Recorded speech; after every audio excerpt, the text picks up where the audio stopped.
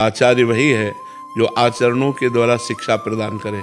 केवल वाक शिक्षा से ही काम नहीं चलता, आचरण भी हमारे होने चाहिए। तो हमारे जो गुरुकुलों में शिक्षा प्रदान करने वाले आचार्य हैं, जो गुरुजन हैं, वो तस्मात् शास्त्रम प्रमाणम ते कार्याकार्यो व्यवस्थितो, जो शास्त्र प्रमाणित कार्य और अकार्य की व्यवस्था की गई है, उस शास्त्र प्रमाणित उनका जीवन होना चाहिए। हम विद्यार्थियों की बात नहीं करते, पहले हम आचार्यों की बात करते हैं। त्रिकाल संध्या होनी चाहिए, आचार्यों में जो गुरुकुल पीठ पर विराजमान हो, और यथोचित ब्रह्मचर्य का पालन होना चाहिए।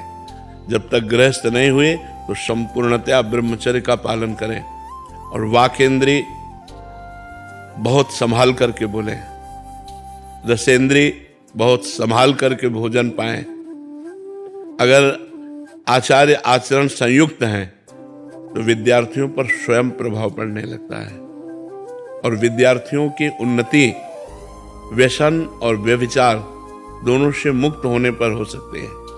कोई भी विद्यार्थी किसी भी व्यसन का आदी न हो और किसी भी तरह से व्यभिचार प्रवृत्ति से युक्त न हो, तो गुरुकुल में रह करके जो अध्यात्म और आधुनिक शिक्षा दी जाती है, वो उससे परिपक्व होकर हमारे राष्ट्र की सेवा कर सकता है, वो हमारे समाज की सेवा कर सकता है, क्योंकि आचार्य का आचरण ही प्रभाव डालता है।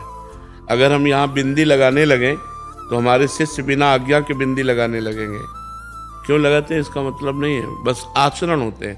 तो धन्यवाद है उन गुरुकुल के आचार्यों को जो स्वयं अपने आचरण पवित्र रखते हुए बच्चों से शास्त्रीय क्रियाएं करवाते हैं, शास्त्रयुक्त धर्मयुक्त क्रियाएं करवाते हैं।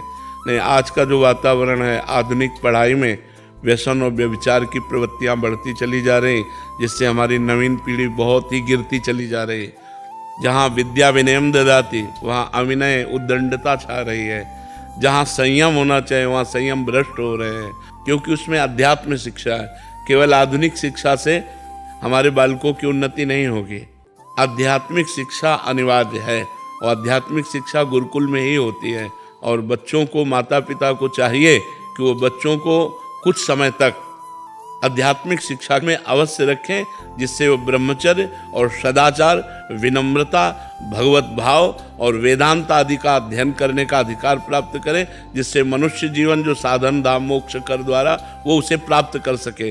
केवल यही भोग और नाना प्रकार के ऐश्वर्य और इसके बाद पद प्रतिष्ठा और मर जाना, यही मनुष्य जीवन का लक्ष्य नहीं है। मनुष्य जीवन का लक्ष्य है भगवत साक्षात्कार या आत्मबोध, जो गुरुकुल में नींव रखी जाती है उसकी। हमारे 4 पुरुषार्थ हैं, धर्म, अर्थ, काम, मोक्ष। अब केवल आधुनिक शिक्षा अर्थ प्रधान है, न कि धर्म प्रधान। धर्म को अलग कर दिया गया। अर्थ पिशाच बुद्धि पैदा करती है, तो उससे पिशाचवत पशुवत कामनाएं पूर्ण होती हैं। तो जहाँ धर्म की पूर्ति के बाद मोक्ष आखिरी में लिखा गया, वहाँ नरक जाना पड़ेगा। त्रिविधम नरकस्येदम द्वारम नासन मात्मना कामः क्रोधा तथा लोभा तस्मात् दैत्यम त्यजेत। और इन्हीं का तांडव हो रहा है, और गुरुकुल में इन्हीं के खंडन करने की, इन्हीं को दबाने की, इन्हीं को मिटाने की शिक्षा होती है।